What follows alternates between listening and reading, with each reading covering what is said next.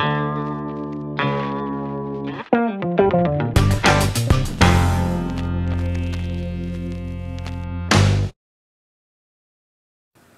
522 students. By now you have read the first few chapters in our book, you've watched the lecture on philosophies and theories, and you've read the case story, Heaven's Glory.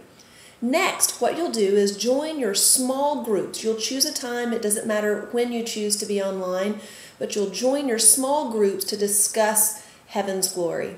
And as you do so, I want you to consider a few things. First, I want you to consider, are institutional type placements like Heaven's Glory ever appropriate? And if so, when are they appropriate?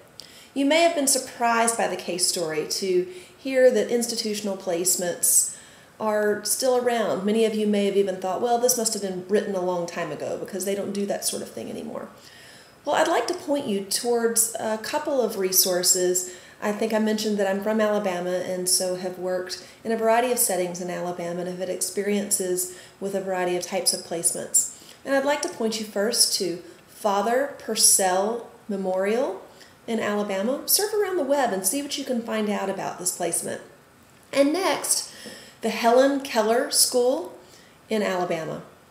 Surf around and see what you can find about each of these placements as you think about Heaven's Glory and what these kinds of placements look like. Next, I'd like for you to consider, what was the appropriate placement for Robert? Thinking about what you find on the two placements that I just gave you and information from the story, what was the right placement for Robert? What does your group think was the right placement?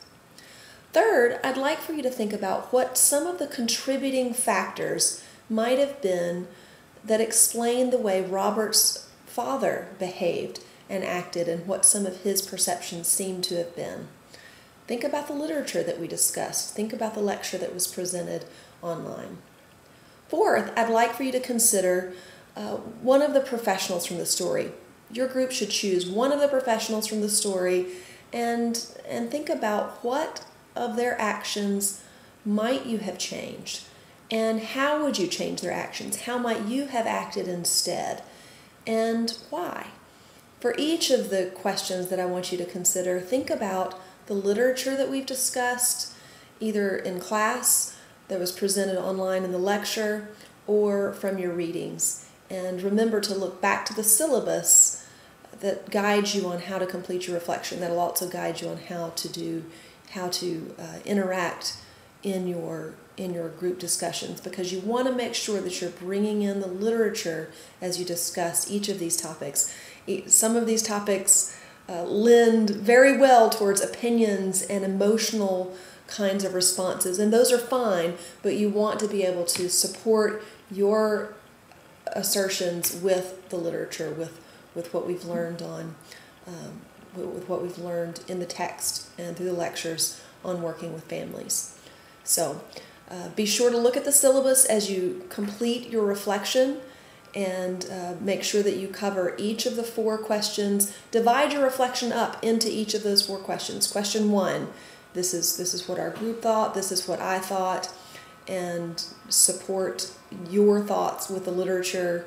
Question 2, this is what the group said, this is what I thought. You may agree with your group and you may not. That's okay. Just discuss what you would do, how it maybe is different from your group or similar to your group, and be sure to cite the literature.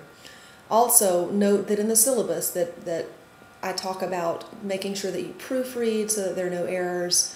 That's important. You want this to be a professional paper. It doesn't have to be a lengthy term paper type of response, but it should be proofread and easy to read and carefully organized. I look forward to reading your responses.